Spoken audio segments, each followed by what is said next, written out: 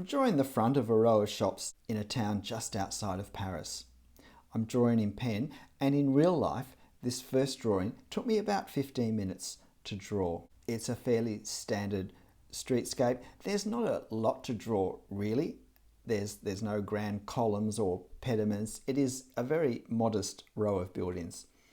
Now, the perspective, therefore, is all the more important because with the windows and the shutters, the perspective stands out really obviously. So if we don't get that right, that will be a big problem. However, I'm measuring the perspective the way I always do, using my pen to get the angle, as you can see. And the perspective on this drawing is not one of the problems that it's going to have. So there are windows, there are these shutters, there's little ledges under the shutters, and there's doors under small awnings at street level. And that's about it in terms of to draw. And obviously I'm drawing with pen. That's what is happening. But as you watch this, I want you to consider what's not happening here. Everything here is flat.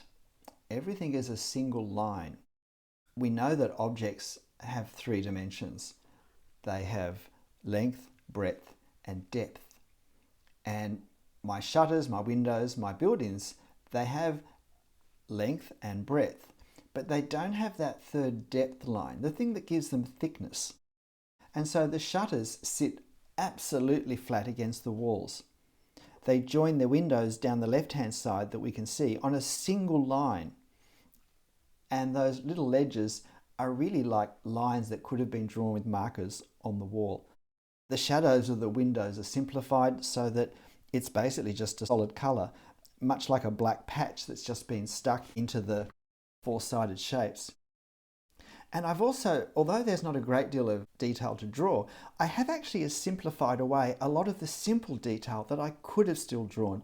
Not just the lamp that's hanging off this closest building, but all the timber details on the street level shop fronts, the downpipes, have all been either left out or reduced to a single line. These little overhanging ledges that hold the downpipes have all been greatly simplified to single lines. So there's a great lack of 3D depth lines here, which means there's nowhere to put the shadows, because shadows often sit on the depth, and it's the depth that often casts a shadow.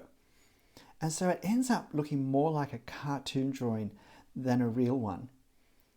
And while we can only draw in line here, and that is a problem because we can't shade with tone, it's also the strength of this medium because we can use line, and we can use line very effectively.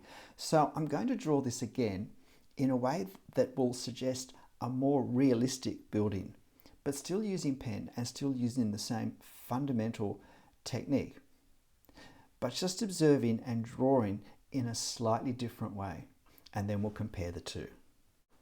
This second drawing is also drawn directly in ink with a pen. There's no pencil underlining here, and it took 25 minutes to draw instead of the 15 of the first drawing. It's drawn, for me anyway, in a very brisk, quick style with a lot of suggested detail.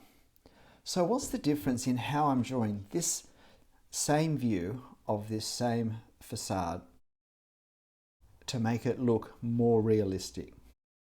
Well, the biggest difference here is that I'm taking every opportunity to draw in the depth line. That the shutters, for instance, don't just have length and breadth, but they have a depth, even though it's a relatively small measurement compared to the length and breadth. I still make sure I draw a line in that's visible down the right-hand side of each of the shutters, and it's also visible on the underneath edge of each shutter. And it's a very quick line. It's obviously meant to be parallel to the edge of the front surface of the shutter, and it sometimes is and it's sometimes not so much. But in a quick gestural drawing such as this, that's not so important because it's the suggestion of the depth that we want to create. I do the same thing with these little ledges underneath the windows. They also have to have a depth to them, and although it's not very wide, they're very shallow ledges. They still need to happen, and they have a depth line on the 2 sides that we can see, the underneath because we're looking up, and the right-hand side. Now you'll notice that with these windows, instead of just filling them in as black shapes, I have used the hatching effect technique with lines to create a more subtle effect of shadow and shade inside the windows, but using the hatching lines to create a darker effect up the top, which mimics what's happening in real life more effectively. These overhanging cornices that hold the gutter in, I've tried to draw enough lines there to suggest that these are solid bits of timber or mouldings that have been stuck together, that they actually have a shape that projects. And while there's not a lot of detail here, I am trying to, in every way possible, draw what detail is presented, and not just the obvious things such as the lamp sticking out of the far side of this front building, but also these street level shop fronts. I want to create the sense that these are three-dimensional spaces that you could walk through into if need be, that all of these supports are not strips of tape stuck to the front of the building, but they are three-dimensional pieces of timber that hold glass in place, hold up the framework of the very building, hold the doors in place, hold the signage in place, that all of these beams, large or small, have depth. And there are no rulers used at any stage in this drawing. It is all quick gestural drawing. But again, by making these forms three-dimensional, I create a space for shadows, which is also a very important part. Even if the shadows aren't very obvious, it's part of the overall effect of creating realism. In fact, it's possibly more important when there's not a great deal of detail that we can use, to use every little bit possible. Things that we might even overlook if we had a grander, more detailed scene to draw. And you can see I'm just adding the shadow here of the cornices.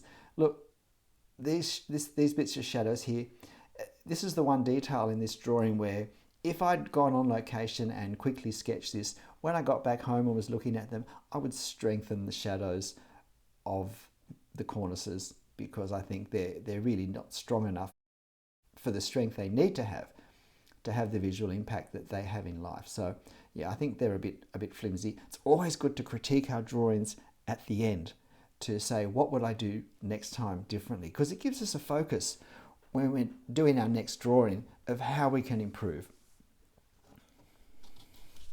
So my second building I draw with a lighter touch, and I do that to suggest depth, to suggest that this building's a bit further away, because in life, what we see further away, we don't see with as much detail.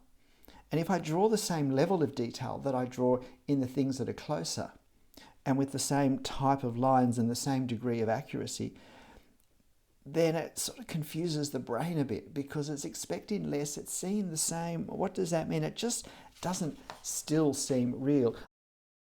Though, of course, the perspective still needs to be accurate. That's very important, no matter how loose or far away the building we're drawing is. But in a brisk sketch like this, I just use the same pen. But in a more considered drawing, I would actually probably use a finer pen for each of these buildings stacked back. So I might use a 0.5mm for the closest buildings, and then a 0.3 and then a 0.2. Just to help echo the fact that these further buildings are further away and we see them in less detail. So about 25 minutes to draw this, some very quick last minute lines.